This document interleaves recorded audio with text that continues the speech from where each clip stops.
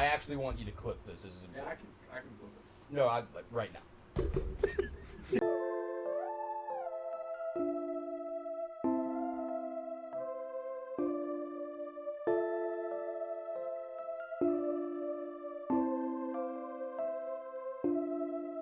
The Cleveland Browns. I'll make it easy for the editing. The Cleveland Browns this year are under the most pressure of any NFL team in the last 25 years. What? I would argue that to anybody. Explain first. Whenever the Patriots got caught cheating, the next year they had the greatest coach ever and the greatest quarterback ever, and the division was awful. They were guaranteed to go 12-4 at least and be in the AFC Championship game. I remember the Eagles. They signed Asamoah. You remember Asamoah, the cornerback? They signed a bunch of good dudes, and they signed a backup quarterback. I forget who it was, and he said, "Oh, we have a dream team," and they went 8-8. I thought Donovan McNabb said that. It might have been. It was because they signed Vic, I think, to a big extension. Vince Young too, but it was. no sense. I think Vince Young was the one who said it. Vince Young. Because they had all these All Pros, and Vince Young was like, "We have a dream team." And they went 8-8, but that was partly because of injuries, and Vince Young was a backup quarterback. The contract they signed him to, some would argue that will never be justified, ever. Off of those allegations, a year and a half away from football, I would argue for it to be somewhat justified, they have to at least make the AFC title game. Well, at least. You got to justify it in terms of morality and like.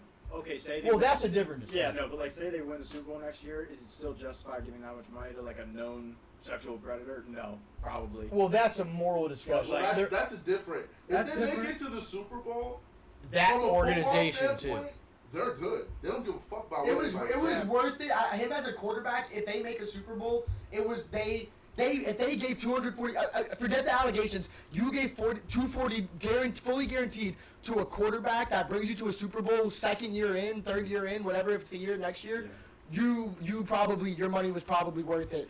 They're under the most pressure. What in did the they NFL. give up in the trade? A few first round picks. I think it was 3 first. They offered Baker, and the fucking Texans didn't even want him, which is hilarious. It was 3 first and like a third rounder, I think. Yeah. No, it's not even about the stuff because I think the Broncos offered the same shit for Russell Wilson. Broncos are under a lot of pressure.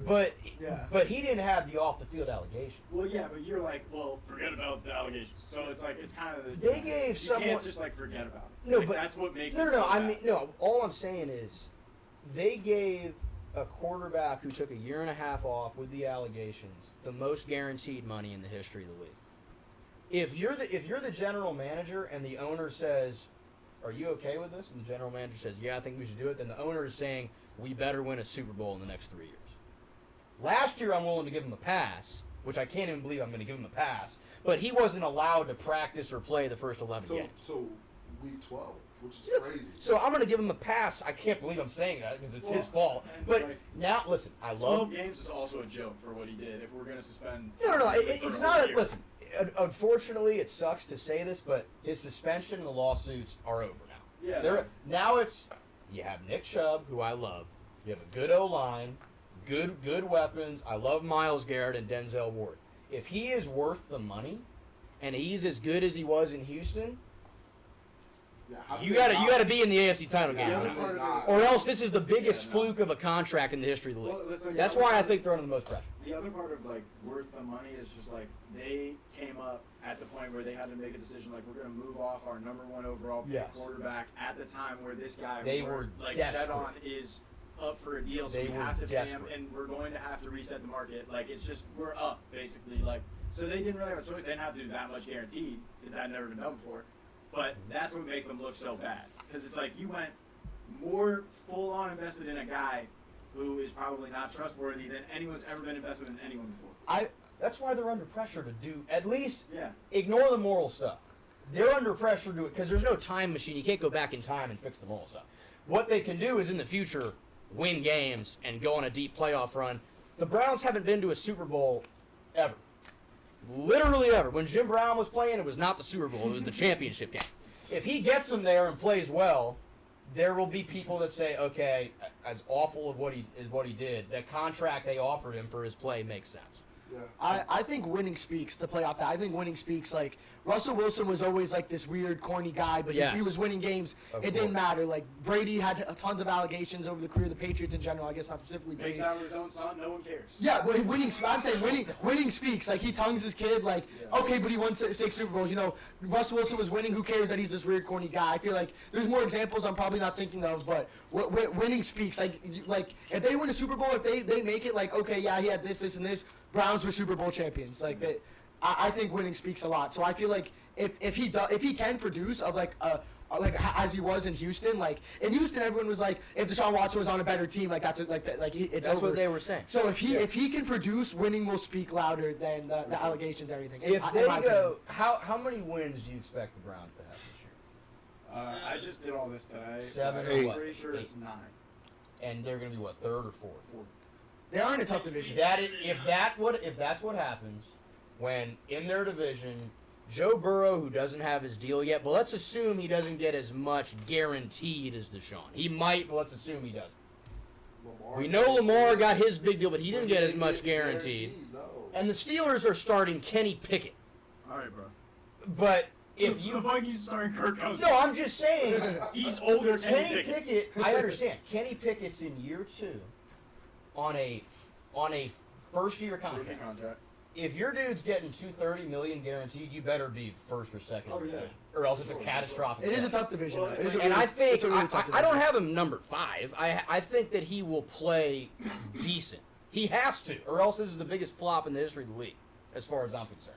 If he after this year, if you can legitimately say Geno Smith is better at football than Deshaun Watson, that is a catastrophic failure, and all the management in the Browns organization should probably get booted. I can agree with that. I mean, that's why they're under pressure. The whole But organization. Jake, they did this. I don't know if you're comparing that to Russell Wilson, but like, why would you give Russell Wilson any more slack than Deshaun Watson here? It's the same situation. No, I said those two are under the most pressure in the league this year. Guaranteed money is like The contract is even worse. Yeah. Russ, by the way, because he didn't play. They gave Russ the extension before he was awful last year. The Broncos management had no clue he'd be that bad. They had no idea that Nat Hackett would be a disaster. They didn't know that Hackett was going to be that They had bad. no idea that he would be a disaster. How good was Russ his last year in Seattle? 25 touchdowns, 5 picks. He was good the first They were 8. like 7 and 10 or 8 Yeah, and they 9. were not good. He was good the He first missed 8 5 weeks and games. off of the last 8. All right, yeah, no, I know he was hurt. But That is I more- just remember, like, I'm pretty sure that at the start of that year, his last year in Seattle, there was like Russ MVP talk, and then he just completely shit the bed. He had that one game where he had like 4 picks. You remember? That's what I was saying. The first 8 weeks he was in MVP talks, and then they ended up missing the playoffs, and he ended up being like He hurt his bottom finger quarterback. and he missed like 3 games. But over the course of the year, you All could I'm say saying a decent is, season. like, after that's your last season, and you had DK Metcalf and Tyler Lockett Yes. there, and then you're like, well, they didn't know he was going to be that bad. Like, if you went 7 and 10 with that team, the Seahawks, and Geno just proved that they were better than that, like, I don't know how you could just give him however much money they fucking No, gave him. they gave him the money prior to I know, last that's what I'm year. saying. Like, Denver gave him right after that Seattle season, where he underperformed. It was way less The guaranteed. Seattle than season Seattle. was trash because of the O-line. Seattle. That's- He was MVP. He was MVP candidate first halfway through the season. No, so he was playing he was super dealing well, with hurt it. his He hand. was working with it. So he was working with the O-line yeah, but was awful. if you're in MVP talks the first half of the season, you can't just be like, oh well, he shit the last half of the season because the O line sucked. If he was making it work the first couple weeks, you can make it work. Like he said, Andrew Luck. Imagine Andrew Luck just like started out like 5-1, and then they ended up fucking like 5-11, and then they're like, oh well, the team sucks. Like If Tua he was in making it MVP work. talks for the first half of the season, and then you started being an ass the second half, you were like, oh, it's because the O-line sucks. I'd be like, all right, bro. I mean, Shut he up. was. Yeah, exactly. First No, 3 I games. mean, First 3 this games. is- Bro, what? Here, can I got my Browns ran out. Thank you for listening.